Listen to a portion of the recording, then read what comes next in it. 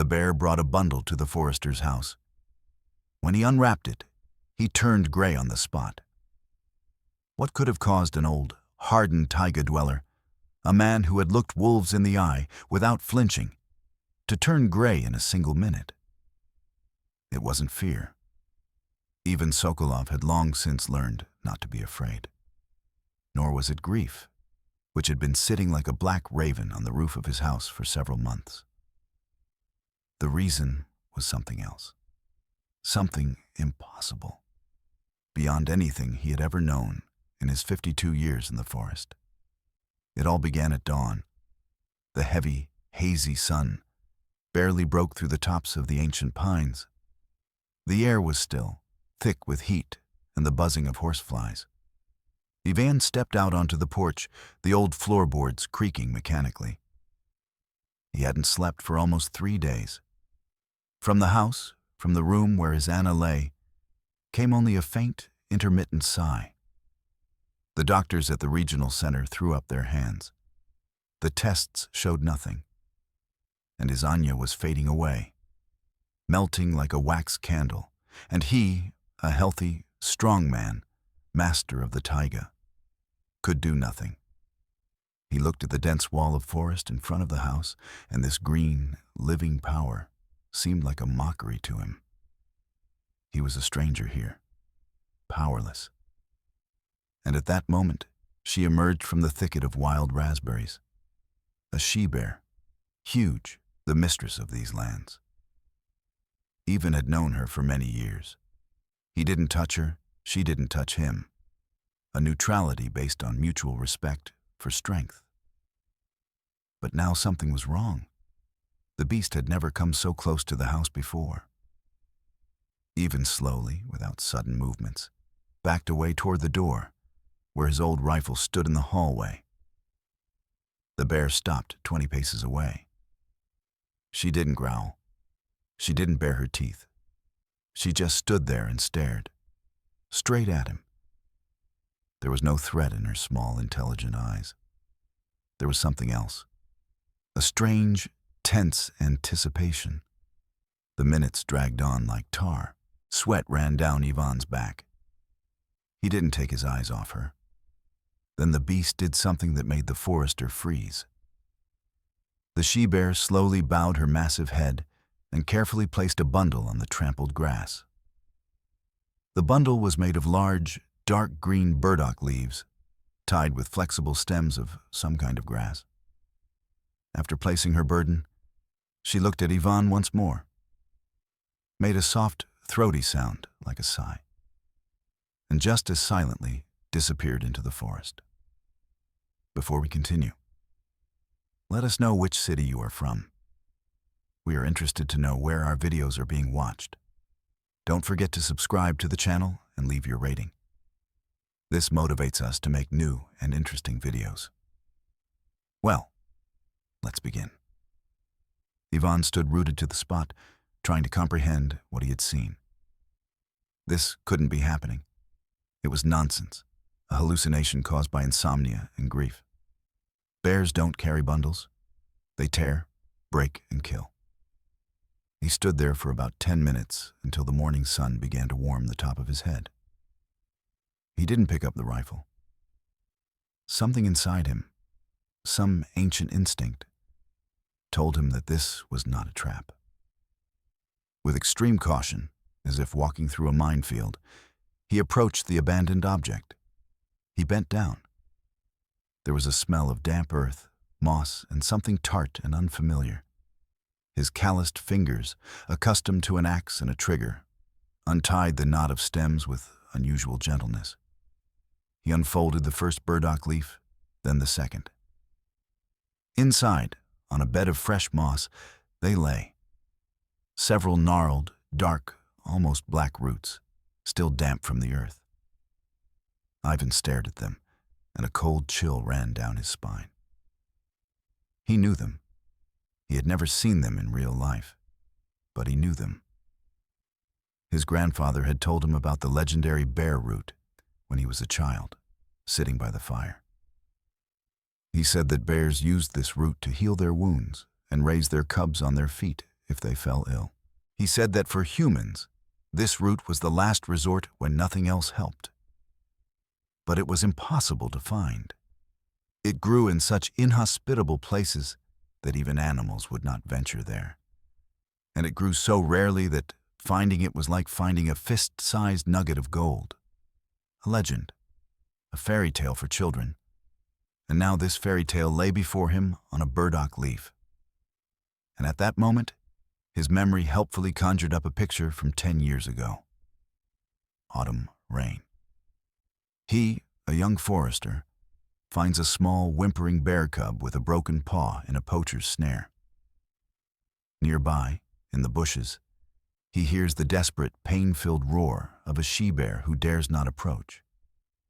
He cut the rope, wrapped the cub's paw in a rag soaked in some kind of tincture, and quickly left. He knew the mother would come back for him. Could it be? Could she remember? Could this be her revenge?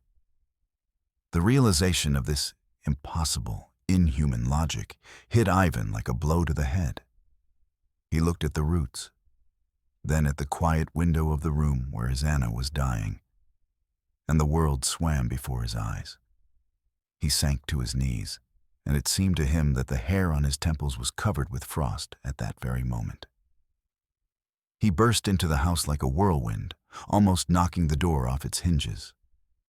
Anna lay motionless, her face waxy, her breathing barely perceptible. For a moment, Ivan thought he was too late. His heart skipped a beat. But no, her chest was rising slightly. She was alive. He rushed to the stove. His hands were shaking so much that he could barely strike a spark. The water in the old cast-iron pot boiled treacherously slowly. He carefully washed the roots and scraped the earth off them with a knife. His fingers remembered his grandfather's instructions. The root must not be cut, but broken, crushed with a stone pestle in a wooden mortar. It must not come into contact with metal. He acted as if in a fog, obeying the ancient memory of his family.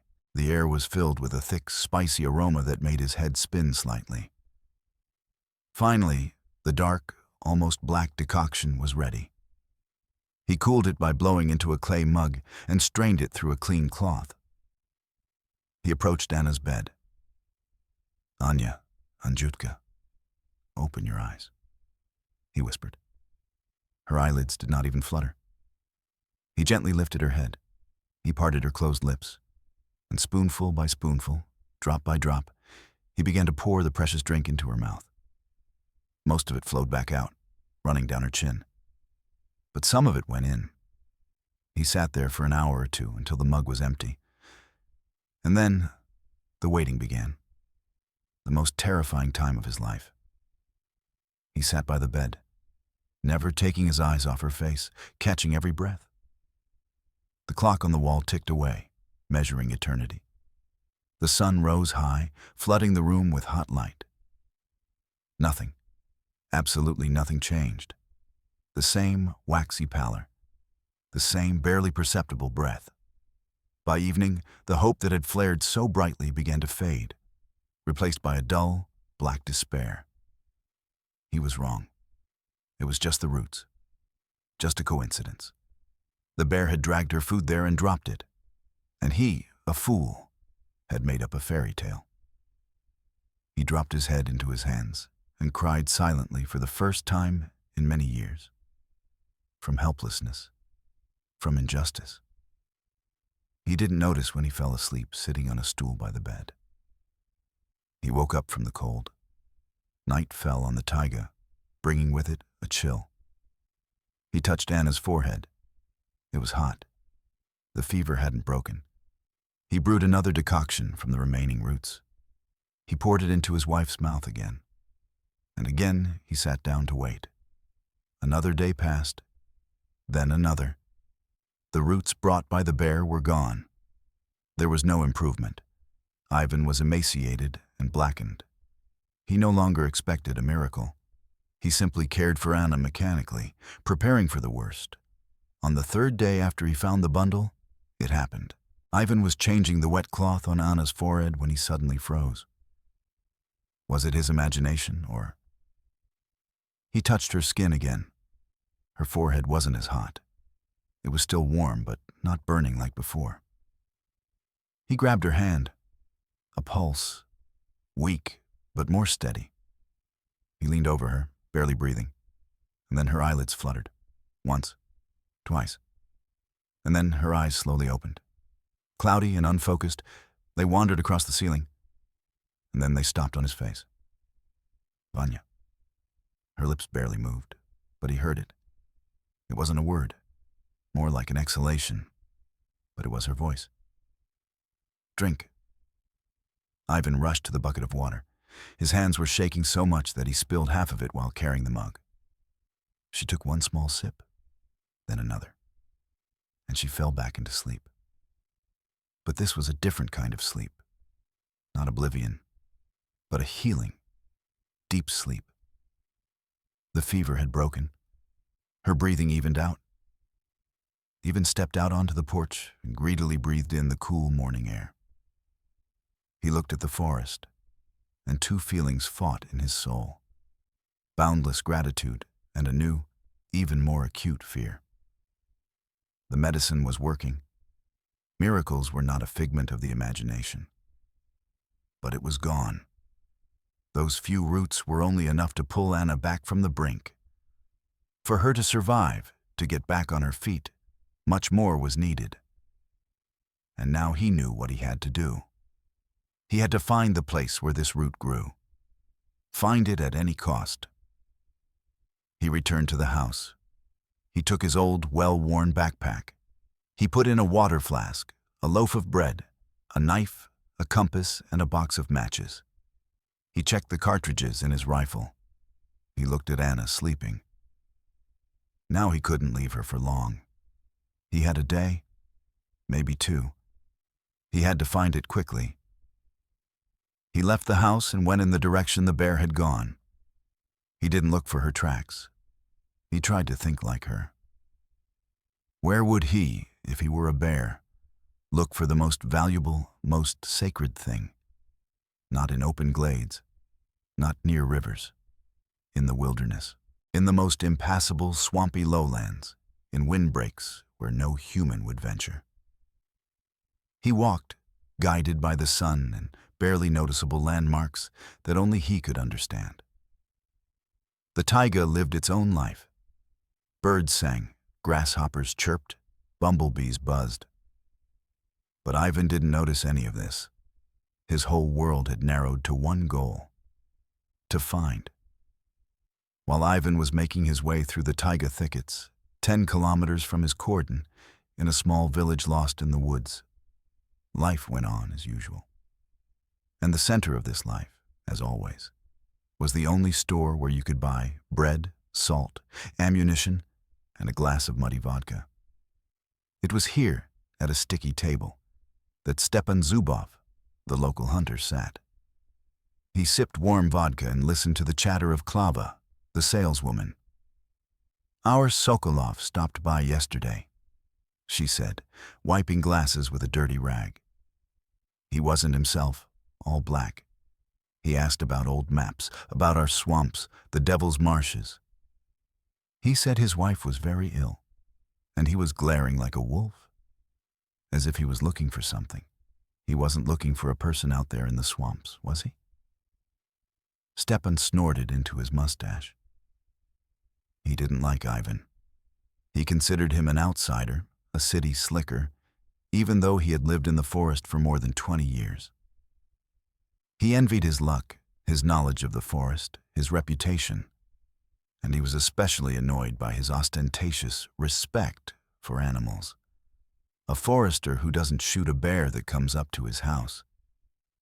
Shame on him. "We all know what he's looking for," Stepan muttered. "Some kind of herb. I heard his late grandmother was a healer. Now he's wandering around looking for roots. It won't help. If the doctors couldn't help..." The shop door creaked. A man appeared in the doorway, contrasting sharply with the shabby surroundings. Fashionable jeans, an expensive jacket, a shiny watch on his wrist. Victor Belsky. He came to this area every summer.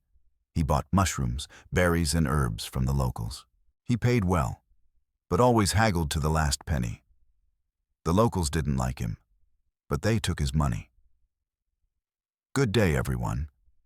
Victor smiled with his white teeth. "Stepan Ignatievich, my respects. I overheard an interesting conversation. Something about roots, about the forester Sokolov. What's the story?" Victor's eyes flashed with a predatory gleam. He had made a fortune on stories like this, on rare plants that were then sold for crazy money to pharmaceutical companies somewhere in Germany. He knew how to listen and put two and two together. A sick wife whom the doctors wouldn't take. A desperate husband searching for something in impassable swamps. Legends of miracle herbs. It all added up to a very promising picture. Victor sat down at Stepan's table. He put a bottle of expensive cognac on the table, which he had taken from his shiny SUV. "Help yourself, Ignatievich. We need to talk." Stepan, who was fond of flattery and good drink, immediately broke into a smile. Half an hour later, when the cognac had done its work, the hunter's tongue loosened.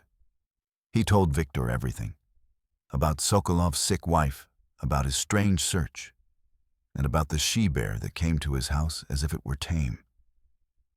"He's messing with her, I'm telling you."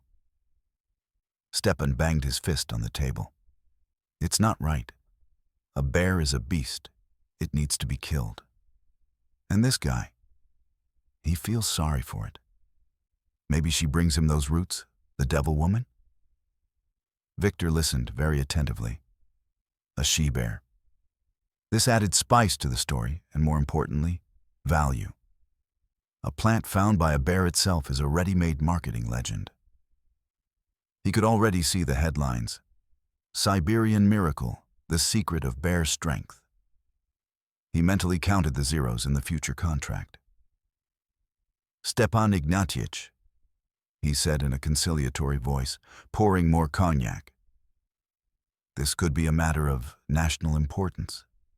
A new medicine, a breakthrough. But Sokolov is a shady character. He won't give it to anyone. He'll keep it for himself. How many people could be saved? Do you understand?" Stepan, whose brain was already clouded by alcohol and greed, nodded eagerly. "I understand. I understand everything." "Here's what I'm offering you," continued Victor. "You're the best hunter in these parts. No one knows the taiga better than you.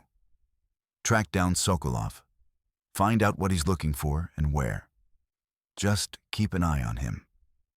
I won't hurt you. Let's just say, the amount will be enough for you to buy yourself a new rifle, a snowmobile, and still have some left over. Deal?" Stepan's eyes lit up. This was the chance of a lifetime. He could finally humiliate Sokolov and become rich.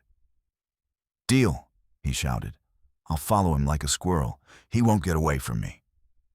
The next day, with a heavy head but full of determination, Stepan took his old binoculars and carbine and set off for Sokolov's outpost.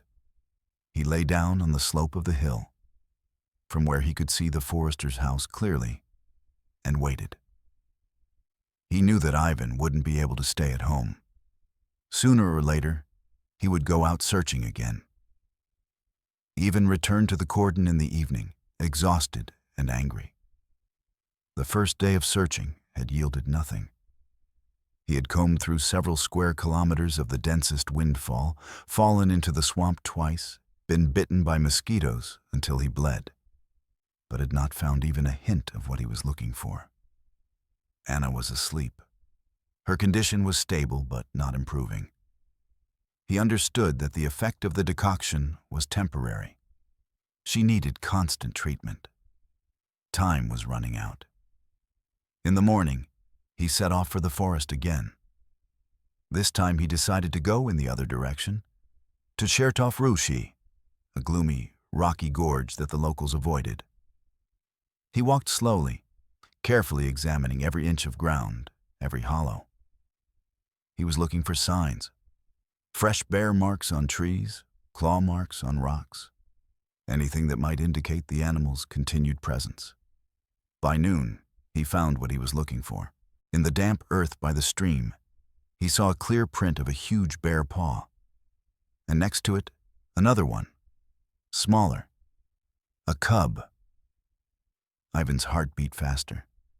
A mother bear with her cub would never stray far from her den and feeding grounds. So he was on the right track. He followed the stream upstream, peering into the thick undergrowth on both banks.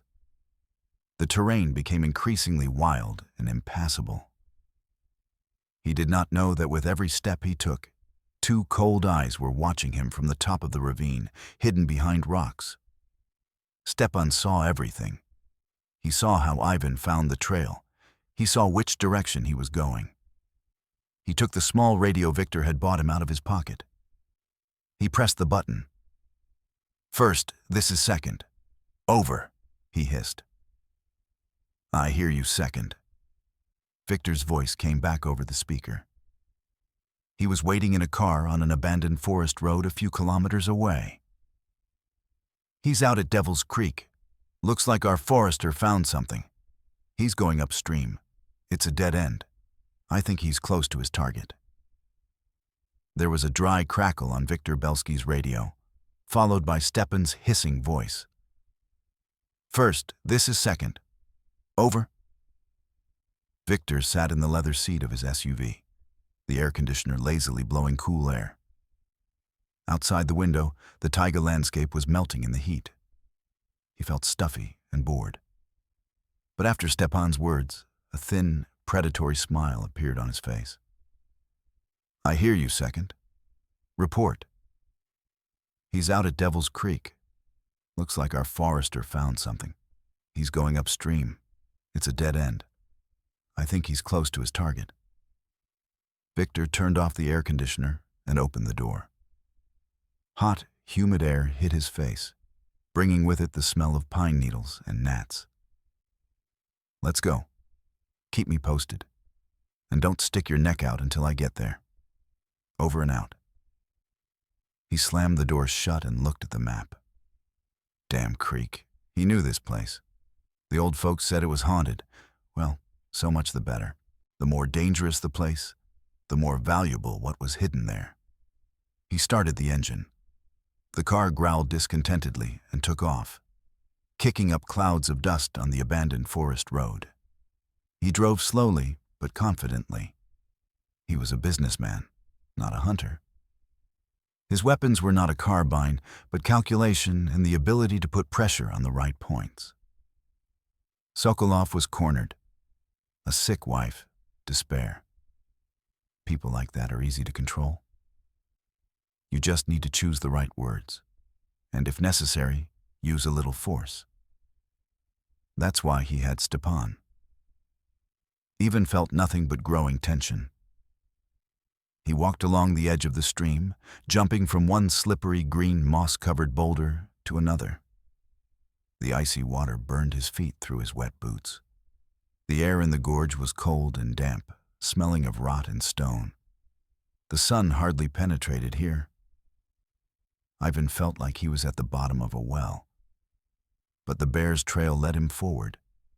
It was fresh. The beast had passed through here just a few hours ago. Ivan could see where she had scraped the bark off a fir tree, where her paw had slipped on a wet rock. He was so focused that he thought he could hear her breathing, smell her scent. He was no longer just looking for a route. He was following the trail of a mystery, the trail of an impossible gratitude that connected him to the wild beast. The gorge was getting narrower. The gray stone walls almost closed in over his head. The stream turned into a series of small, bubbling waterfalls. And suddenly, Ivan stopped. He could smell it. The smell. That same tart, spicy aroma that had filled his home when he had prepared the first decoction. The smell was coming from somewhere to the left. from behind a thick curtain of ferns and willows clinging to the rock. Ivan carefully parted the branches. Behind them was a small hollow, hidden from prying eyes. It was damp and rocky, but in the middle of it, on a small patch of fertile soil where the sunlight still managed to penetrate, it grew, dozens, maybe hundreds of short plants with broad, dark green leaves. Bare root. Ivan dropped to his knees, his breath caught in his throat. It was like a dream. He reached out and touched one of the leaves. It was firm, alive. Hope, almost extinguished in him, surged with new burning strength. He was saved. Anna was saved. He took a small sapper shovel out of his backpack. He wouldn't tear everything apart. He remembered his grandfather's words. Take from the forest only what you need to survive. If you take more, the forest will take something from you in return. He chose several of the largest plants and began to dig them out of the rich, black soil, trying not to damage the roots. He was so absorbed in his work that he didn't hear the crack of a branch behind him. He started when a sharp, unfamiliar voice broke the silence of the ravine. Ivan Petrovich. What a lucky day. Ivan slowly turned around. Two men stood at the exit of the ravine. Stepan Zubov, with his eternal grin and a carbine on his shoulder. And next to him was Victor, a city dandy in a fence. Ivan's heart sank. This was the worst thing that could have happened. What do you want here? Go away, he said hoarsely, getting to his feet. He clutched the shovel in his hand. Maybe we'll help you with the roots. Stepan grinned insolently. We heard you had a good harvest. We thought we'd help you gather it. Victor took a step forward. His smile was friendly, but his eyes remained cold as a mountain stream. Ivan Petrovich, let's be civilized people. I understand you're grieving. Your wife is sick. But what you found isn't just grass. It could be a scientific discovery. I'm willing to pay. I'll pay well. The amount will pleasantly surprise you. It will be enough for the best treatment in Moscow and a new house. Ivan looked at him silently. He saw right through them. Their words were worthless. They didn't care about his wife, the forest, or anything else. All they wanted was money. It's not for sale, he said curtly. Go away peacefully. The smile faded from Victor's face. I don't think you understand me, he said. This isn't a request. It's a business offer that can't be refused. He nodded slightly to Stepan. Stepan was waiting for this signal. He took the carbine off his shoulder, but he didn't aim it. He held it like a club. Well, Sokolov, you don't want to do this the easy way? He growled, taking a step toward Ivan. We'll do it the hard way. Hand over the roots, and maybe you'll get out of here in one piece. Ivan took a step back. He was alone against two men. One of them had a rifle. He didn't stand a chance. But he couldn't give up his roots. It would be like signing Anna's death warrant himself. I won't give you anything, he said firmly, raising the shovel. Then blame yourself. Stepan spat and lunged forward. Ivan managed to block the first blow aimed at his head. The handle of the shovel cracked but held. Stepan was heavier and angrier. He threw his whole weight forward, trying to knock Ivan off his feet. They rolled across the ground, cursing loudly and landing short, furious blows on each other. Victor stood aside, watching the commotion with disgust. He didn't like violence, but he considered it an acceptable means to an end. Stepan was stronger. He pinned Ivan beneath him, wrenched the shovel out of his hands, and threw it aside. With one hand, he grabbed Ivan by the throat, and with the other, he fumbled for a hunting knife at his belt. Ivan's eyes began to blur with red. He couldn't breathe. He saw Stepan's face contorted with hatred above him, his yellow teeth. Was this the end? Here, in this ravine, without ever reaching Anna? And at that very moment, when the grip on his throat became unbearable, a roar shook the gorge. It was not the roar of a beast preparing to attack. It was a thunderous, guttural roar of rage and pain that seemed to shake the rocks and cause the earth to crumble from the slopes. Stepan's grip instantly weakened. He froze, his face turning from crimson to deathly pale. Victor, standing a few steps away, slowly turned toward the sound. At the exit of the ravine, blocking the only way to retreat, she stood. A she-bear. She was huge, much larger than she had seemed at Ivan's house. The hair on her mane stood on end, saliva dripped from her mouth, and her small black eyes burned with a primitive, indomitable rage. She saw the trampled plants. She saw the strangers. She saw Ivan lying on the ground. And she let out a second roar that froze the blood in all three of their veins. Victor was the first to break. Cynicism and calculated cruelty are fine when you're safe behind the wheel of an expensive SUV. But in the face of a ton of primal rage, all his urban arrogance evaporated without a trace. His face turned white as birch bark. He stumbled, backed away, and without making a sound, simply turned and ran. He ran, breaking branches, stumbling over roots, not caring where he went, driven by animal terror. His expensive suit, his plans, his money, none of it mattered anymore. All that remained was one instinct: to save himself. Stepan was trapped. The she-bear blocked his exit. He jumped to his feet, pushing Ivan aside, his eyes darting wildly. Fear fought with greed and anger inside him. A few steps away lay the precious roots, his ticket to a new life. And before him stood death. The dilemma was resolved in an instant.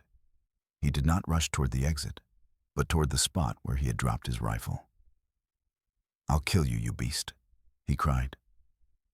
Ivan, still lying on the ground, realized that something irreparable was about to happen. "Stepan, don't shoot! You fool, don't shoot!" he shouted, trying to get up. But it was too late. The bear did not wait. She was not human. She knew no doubt. She saw a threat, a man reaching for a weapon. With a single leap, almost silent for such a huge mass, she covered the distance of several meters in a fraction of a second.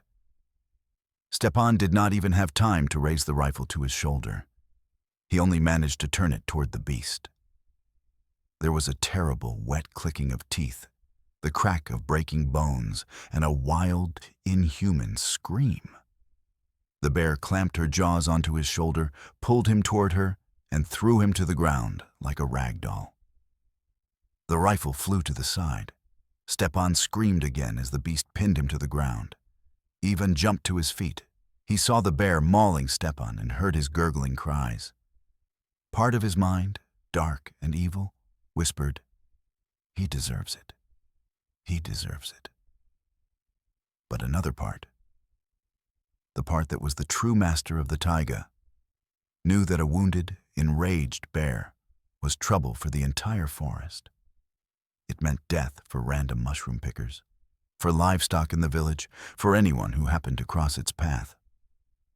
And it was an unjust death for the beast itself. In a panic, already lying under the bear, Stepan still managed to fire. He pulled the trigger almost at random. The deafening roar of the shot echoed off the rocks of the gorge, reverberating many times. The bullet hit the bear in the side, under the ribs. The beast let out a high-pitched, thin cry of pain, like a puppy. The bear's fury increased tenfold. She forgot about Ivan, about everything in the world. There was only the source of pain beneath her. But the shot gave Ivan a second. He rushed to the carbine that Stepan had dropped during the first attack. He grabbed it. He didn't aim at the bear. He knew that in such a mess he could hit Stepan. And he also knew that he would not kill an animal that was, in essence, defending him and its territory. He raised the barrel and fired into the air. The second shot, even louder in the enclosed space of the ravine, had a sobering effect on the wounded animal. Another deafening sound, a flash of fire above his head, the smell of gunpowder. It was too much. The she-bear recoiled from Stepan. She looked at Ivan. There was no longer any meaningful rage in her eyes, only pain and fear. She let out a final, plaintive roar, turned around, and falling on her wounded side, clumsily rushed into the thicket, leaving brown spots of blood on the stones behind her. A ringing silence hung in the ravine. It was deafening after the roar of gunshots and screams. The air smelled of gunpowder, blood, and fear. Stepan lay on the ground. He did not cry out, but only moaned softly, clutching his torn shoulder. His leg was twisted at an unnatural angle. Ivan approached him. "Are you alive?"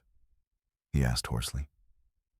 Stepan croaked something in reply, his eyes full of horror and pain. He looked at Ivan as if he were a ghost. "Help me," he whispered. Ivan shook his head. "Help is a few kilometers away, in the car. You can crawl there, if you're lucky."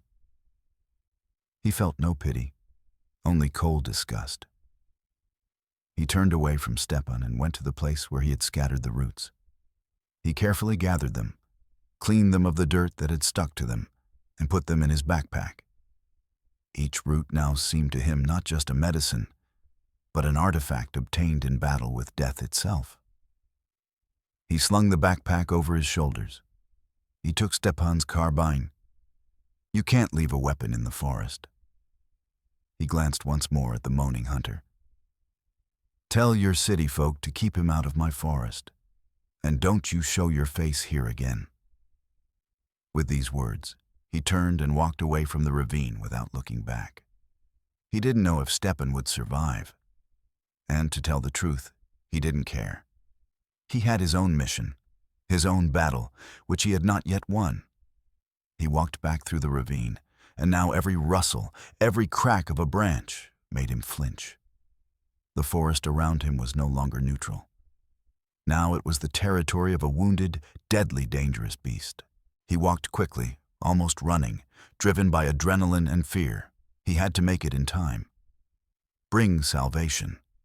Return to Anna. When he finally saw the roof of his house, his legs buckled from exhaustion and nervous tension. He entered the house, trying not to make a sound. Anna was asleep. He approached the bed. Her breathing was even, and there was even a faint blush on her cheeks. She was alive. He collapsed into a chair, placing his backpack with its precious contents next to him. He was home. He was safe. He had brought the medicine. But he felt no relief. The image was still fresh in his mind. The bear, fleeing into the thicket, her side covered in blood. The beast that had saved his life, and perhaps not only his. The beast that had brought him hope. And now that beast was wounded because of him. He hadn't shot her. But if he hadn't gone looking for her, if he hadn't brought Stepan and Victor here, none of this would have happened. A heavy, cold stone of guilt weighed on his shoulders. He took out the roots. His hands were still shaking. He lit the stove again and put the cast iron pot of water back on it.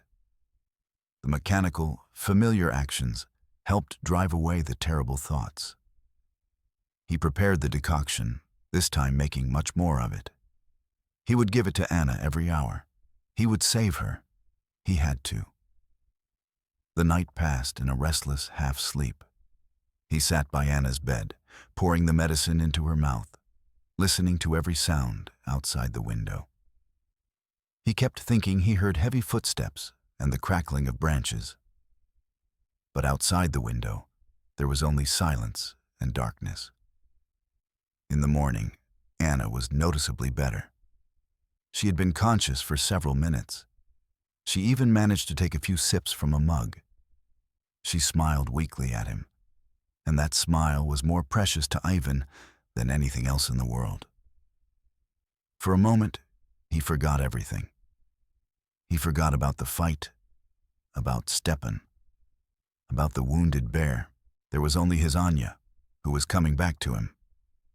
He went out onto the porch to get some fresh air. The morning was clear and quiet. And in that silence, he suddenly heard a sound that made his heart sink into an icy lump again. The sound came from the edge of the forest, from the edge of the trees. It was not a roar or growl. It was a quiet, plaintive, low moan, a moan of pain and despair. And it was very close. Ivan froze, peering into the dark greenery. He couldn't see her, but he knew who was there. She had come. Wounded and bleeding, she had come to his house, to the only person who had never hurt her. She had come for help, or for revenge. Ivan stood on the porch like a stone statue. Every nerve in his body was stretched to the limit. The quiet, pain-filled moan coming from the forest was scarier than any roar. It meant one thing. The beast hadn't gone to die in the thicket. It was here, near the house. Wounded, unpredictable, desperate. Dozens of possibilities raced through the forester's mind. Maybe she had come to take revenge, to find those responsible for her pain. Or maybe instinct had led her to the man who smelled of the same healing root she had used to treat herself. There was no logic to it. But after the incident with the bundle, Ivan was ready to believe anything. Slowly, trying not to make any sudden movements, he returned to the house. He took his gun, not the one he had taken from Stepan, but his own, an old, trusty, double-barreled shotgun. He checked the cartridges, large buckshot for bears. He didn't want this. The very thought of pointing the barrel at the beast that had saved his wife was blasphemy to him. But Anna was in the house, helpless, and it was his duty to protect her, at any cost.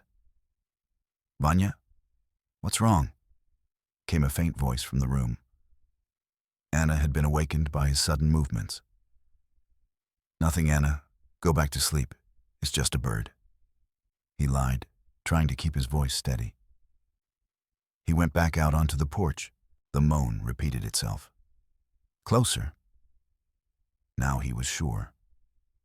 The bear was lying in the thick raspberry bushes, only 30 or 40 meters from the house. He could see the branches swaying. Ivan made a decision. He would not shoot. He would not wait for the animal to attack or die from its wounds. He had to do something. He returned to the porch. He put down his rifle. His gaze fell on the first aid kit, an old wooden box with a red cross on it. He took out everything that might be useful. Bandages, iodine, Vishnevsky ointment with its pungent tarry smell, a large syringe, and ampules of broad-spectrum antibiotics, which he had once bought for himself in case of blood poisoning from a wound in the forest. He looked at the kit. Madness. Approach a wounded bear with a syringe? That was certain death. But what else could he do? Just sit and listen to her die? He found an old galvanized bucket in the closet. He poured water into it. He dissolved several painkiller tablets, which no longer helped Anna. Then he dumped the contents of the ointment jars into the water. The result was a disgusting, foul-smelling slurry. He didn't know if it would help. But his grandfather said that bears can smell medicine, and it was afraid of fire. Ivan took the bucket in one hand. In the other, he held a long pole with an oil-soaked rag tied to the end. He struck a match. The rag burst into a bright, smoky flame. A torch, an ancient, primitive weapon against a wild beast. With the bucket in one hand and the torch in the other, he slowly, step by step, moved from the porch to the raspberry bushes. His heart was pounding in his chest like a hammer. Each step seemed like his last. He approached the bushes. A moan rang out right in front of him, full of pain. Ivan froze. He slowly lowered the torch, illuminating the space in front of him. She was lying on her side, curled up in a huge, suffering ball. Her eyes were half closed, her breathing was hoarse and rapid. A huge, dark stain of congealed blood spread across her brown fur near her ribs. The wound was terrible. Ivan could see that the bullet had gone through, but it must have hit internal organs. She was dying. When the light from the torch fell on her, she struggled to raise her head. Her nostrils flared, drawing in air. She smelled the scent of a human, the smell of smoke, and another, a sharp, medicinal smell from the bucket. She let out a low, warning growl, weak but still threatening. "Quiet. Quiet, my dear," Ivan whispered, not believing he was doing it. He spoke to the beast as he would to a sick dog. "I've come to help you. Quiet." He took another step. The bear tried to raise herself on her front paws, but immediately collapsed back down with a plaintive groan. She had almost no strength left. Ivan slowly, very slowly, placed the torch on the ground, sticking it into the soft soil. Now all he had left in his hands was the bucket. He moved even closer. There was no more than 2 meters between him and the beast. One jump. Even dying, she could tear him apart with a single blow of her paw.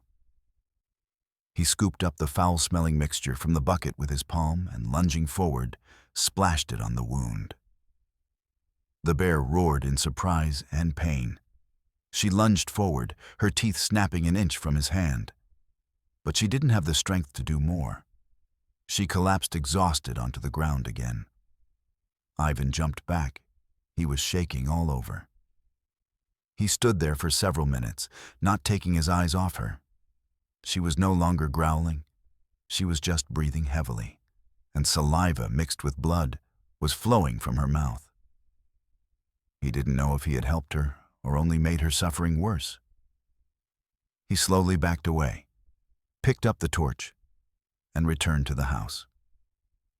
Locking the door with a heavy bolt, he leaned against it and slid to the floor. He had done everything he could. Now all he could do was wait. For 2 days, the cordon around Bear Corner lived in a strange, tense paralysis. Ivan hardly left the house. He cared for Anna, who was getting better by the hour. She could already sit up in bed, drink broth, and even try to joke. She didn't ask what was going on outside. She could sense her husband's tension, but she was too weak to understand. Outside, in the raspberry patch, a beast was dying. The moans became less frequent and quieter. Sometimes Ivan would go to the window and look at the swaying branches. He didn't know what he was waiting for. The end of her suffering, or the moment when she would gather her last strength and rush to his house. On the 3rd night, he woke up to complete silence. There were no moans, no wheezing, nothing. He even lay there for a long time, listening. The silence was heavy, unnatural. He got up, took his rifle, and went out onto the porch. The night was cold and starry. He approached the raspberry bush. He looked behind the bushes. It was empty. Only trampled grass and a brown stain of dried blood remained. She had left. Either she had found the strength to crawl into the forest to die where no one would find her, or a miracle had happened, one he no longer believed in. He returned to the house with a heavy heart. The guilt would not leave him. He had saved his wife. But at what cost? He couldn't find his place. Days passed. Anna was recovering. She was already getting up and walking around the house, leaning on her husband's arm. Her cheeks were rosy, and her eyes were sparkling with life again. The miracle brought by the burdock leaf had come true. But Ivan couldn't share her quiet joy. He became even more sullen and silent. Every day he would leave the house and stare at the forest for a long time. He was searching for clues, signs, anything that would tell him about the fate of the she-bear. But the forest was silent. He searched the surrounding area but found no fresh tracks or remains. She had simply disappeared, as if she had never been there. Several weeks passed. Summer was well underway. One day, an old UAZ drove up to the checkpoint. Out stepped the local police officer, Lieutenant Semenov, a young man who had recently been assigned to the area. "Hello, Petrovich," he said, taking off his cap and wiping his sweaty forehead. "How's Anna Nikolaevna?" "Slowly. She's pulling through," Ivan replied curtly. "That's good. I'm here on business. I got a letter from the district, a statement, from a citizen named Viktor Sergeyevich Belsky, and from Stepan Ignatievich Zubov. Have you heard of them?" Ivan nodded.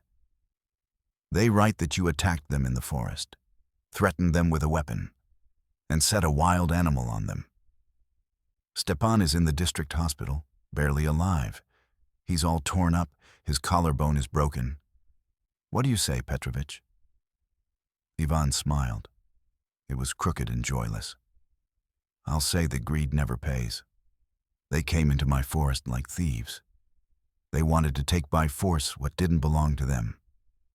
And the forest, it doesn't like that. It defended itself." The district police officer sighed. He knew Ivan, and he knew Stepan and Viktor, and he understood perfectly well whose version was closer to the truth. "I thought so. But paper is paper. We'll have to draw up a report. You write down how it all happened. Don't mention the bear. Say that Stepan provoked him, stumbled, and fell into the ravine. And the city guy ran away out of fear. Will that work?" "It'll do," Ivan nodded. He didn't want to involve the animal in human squabbles. It was their story. A story of duty, gratitude, and guilt. A story that no investigator would ever understand. The police officer left. Life went on. But the shadow of the wounded bear continued to weigh on Ivan's soul. He couldn't forgive himself for her pain. He didn't know if she had survived.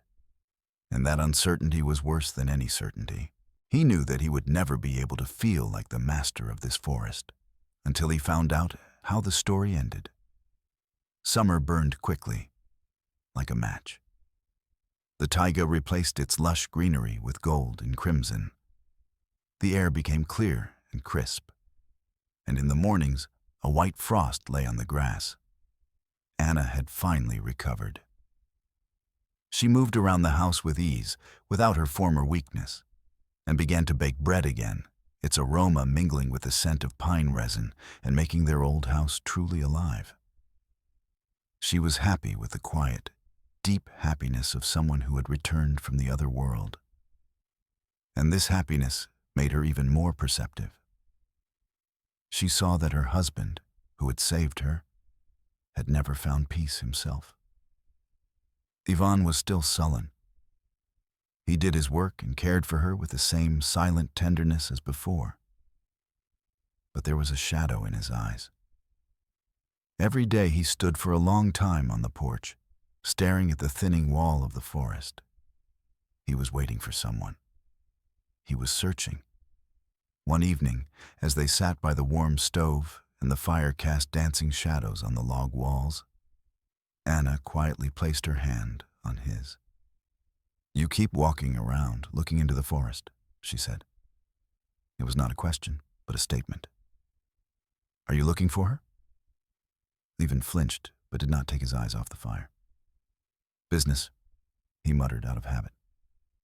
"I know everything, Vanya." Her voice was soft but firm. "I heard, back then, the shots, your scream. I was lying there like a log, but I heard everything. You saved me, and now you're tormenting yourself. Let it go. The forest will take care of itself." He was silent. But her words pierced the armor of his silence. She knew. She understood everything. And for her sake, for the sake of their new, gifted life, he had to let go of the pain. But he couldn't. Not until he received a sign. The sign came with the first snow. It fell at night, quietly and thickly. By morning, the entire taiga had been transformed. The ground, covered with dirty autumn leaves, was clean, white, and silent. The snow, like a shroud, covered all the old traces, all the secrets of the past summer. For Ivan, this was the final straw. Now he would never know anything. He stepped out onto the porch. The air was frosty and clear, and in this pristine silence, he suddenly realized what he had to do. Not to find, but to say goodbye.